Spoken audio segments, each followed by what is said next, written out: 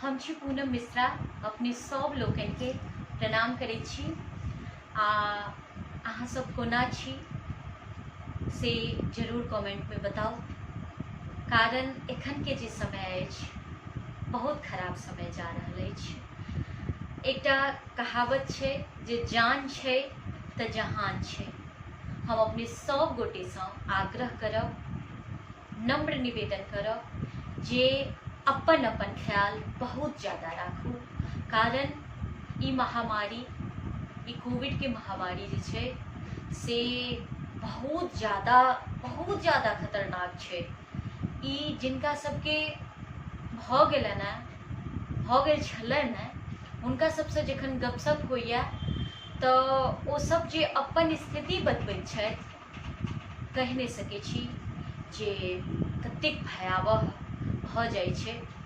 कतेको लोकके जान चलि गेलनि हैं।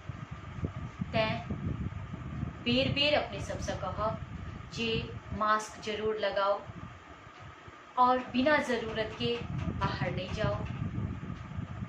सब गोटे के सब बात बुझल अछि, ओकर बस खाली पालन करू जाबे तक ई महामारी दूर नहीं भऽ जाइए।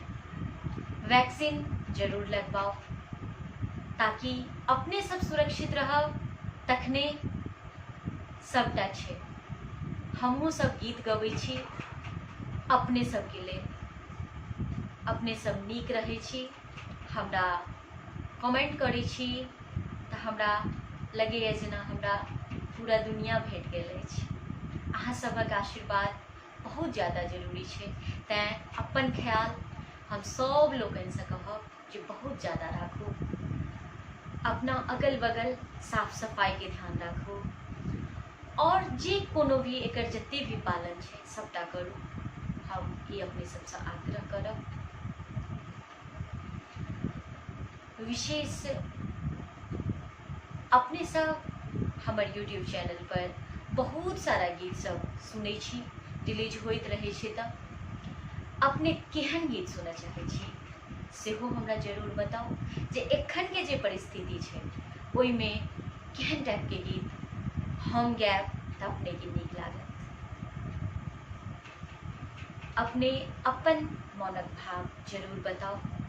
हमहूँ एखन अपना घर में छी, बहुत रास कार्यक्रम सब छलै लेकिन सबटा के कैंसिल केलहुँ हैं एहि कोविड के वजह से। तऽ सब गोटे घर में छी तऽ घर में हम चाहै छी जे गीत संगीत इम्यूनिटी बढ़ाबै छै। अहाँके जे गीत संगीत नीक लागै, जिनकर गीत नीक लागै, हुनकर गीत सुनू और सुरक्षित रहू, स्वस्थ रहू, अपन स्वास्थ्य के ध्यान जरूर राखू। नमस्कार।